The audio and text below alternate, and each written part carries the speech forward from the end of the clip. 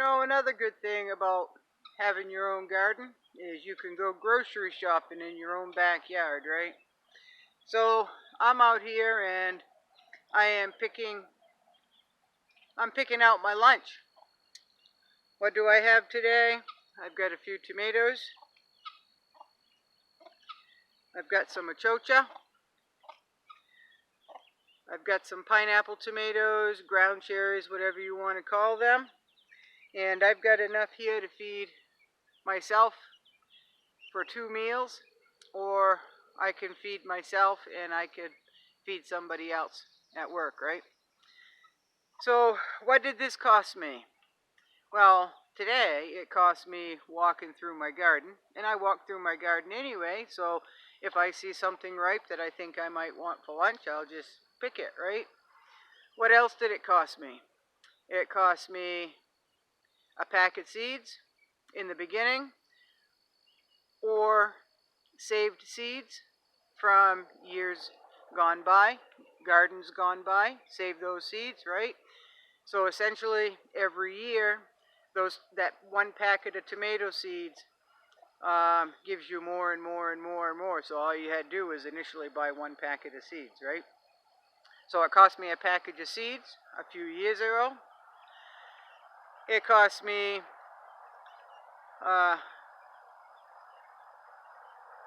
that's it, folks. That's it. It cost me time and a pack of seeds. Well, and the know-how, if you want to add that in there, right? And so basically one tomato has fed me for years because I would save the seeds, right? So that makes each tomato from then on up almost a free tomato, folks. So you can add up your time is money, right? And the knowledge is free if you are taking the time to go seek that knowledge, right?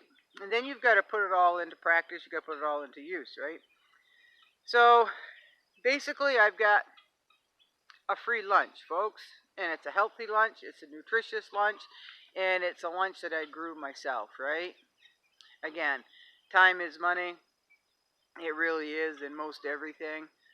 But in my instance, time has paid for itself over and over and over and over again. So I'll take a free lunch, folks. So this is part 2 of questions and answers. And there might be another video after this. But the other day when I was in that grocery store, I'm just appalled by the price jumps and a lot of things and a lot of people grumbling. And one couple said, it's going to be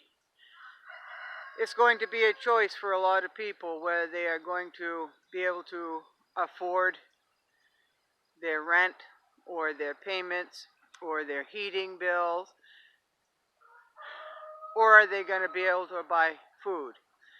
And the only comment I had with that is people are going to have to lower their standards, so to speak, their standards. And they are going to have to, if they are smart, they're going to have to choose healthier food, maybe more vegetables, maybe grow a garden next year because it's getting late up here to grow about anything, right?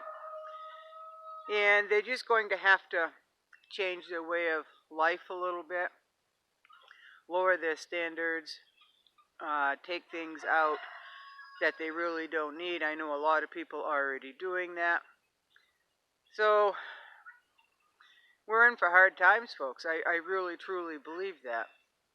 Now, I know a few college kids who are having an awful hard time paying their rent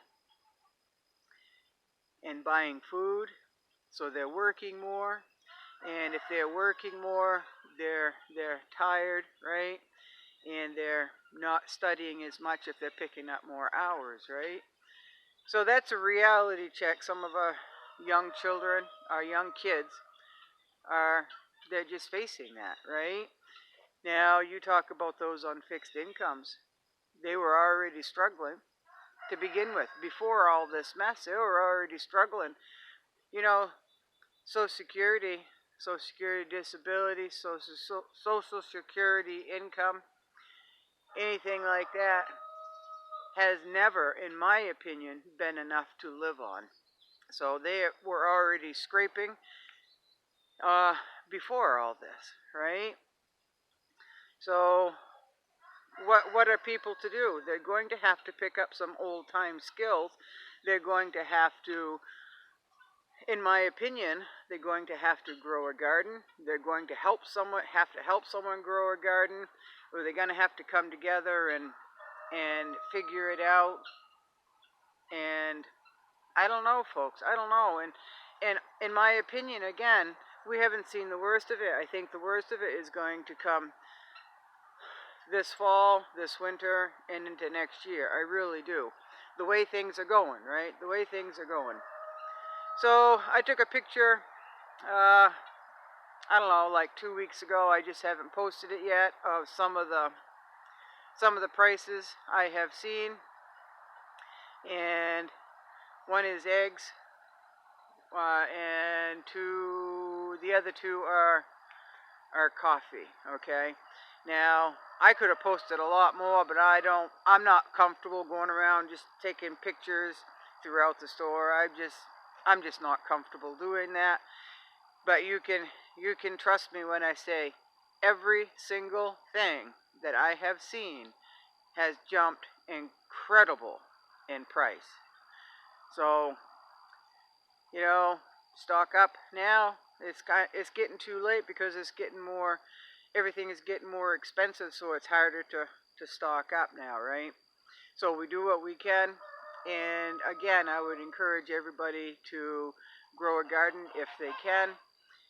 Find somebody that has an area where the ground can be worked, and maybe y'all can work together on using that piece of land to grow crops.